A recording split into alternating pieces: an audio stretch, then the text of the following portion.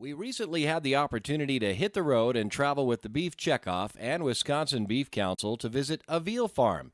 Today, we're talking with Jeff Battles from Elkhorn, Wisconsin about what makes his operation special, what his message is to consumers, and how he's seeing his $1 per head Beef CheckOFF investment on his own veal farm. Jeff, explain your veal operation here. We have a group housing, loose housing veal operation here in Elkhorn, Wisconsin. We basically do a start to finish operation. We get baby calves in at 1 to 7 days old, and we raise them up for 22 weeks for shipment to market. It's a family operation with my two sons, and their grandmother helps out. And we've been at it for about 4 years here in Elkhorn. We've pretty much did all the barn renovations ourselves, and we have about 638 head here.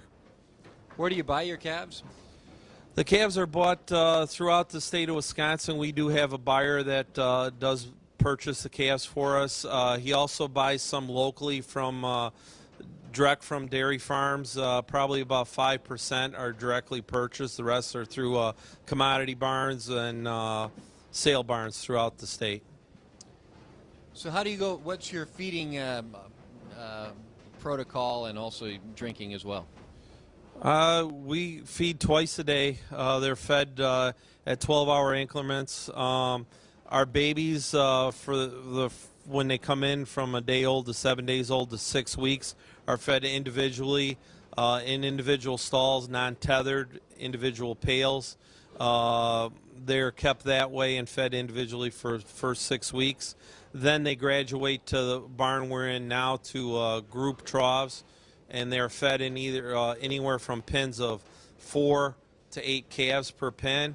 They're fed with a digital meter, all liquid milk, and that's pretty much it for the 22 weeks we have them. As a veal operator, what would you say would be your biggest challenge, or what are some of the challenges that you face today? Our biggest challenge every day on the farm is constantly the animal welfare of the animals.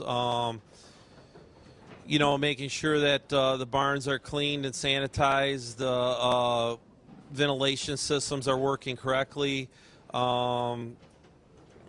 You know, other challenges that we do run across is getting the word out to the consumers, and I think the Beef CheckOFF has helped us do that with, you know, the programs they have, reaching out to the consumers and telling them that we are growing a safe, healthy product that is good for them, low in calories, high in protein, you know, a very good choice of meat product.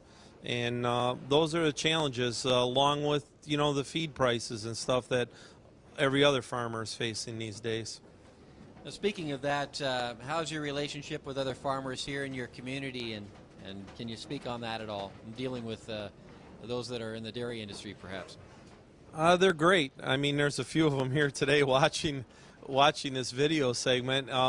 I think, you know, it's important to have good relationships within the farming community and also just within the community, promoting what you do, your business, your lifestyle. This is a lifestyle to us, and it's very important that we get the correct message out there, and you know, that the animal husbandry, the way we raise the calves are, you know, they're treated humanely. I mean, I think that is a big thing. I think also going back to the Beef CheckOFF, I think they also help us get that word out.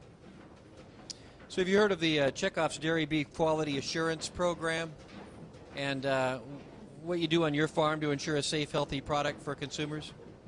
Well, we have a program that is a spin-off from the Beef Quality Assurance. It's called VQA, the Veal Quality Assurance Program.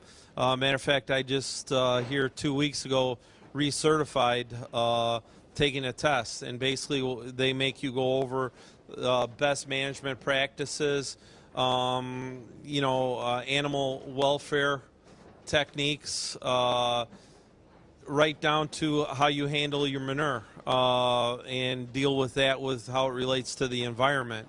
It's pretty much what you put in and where you dispose of it, and that program definitely helps you keep the best management practices.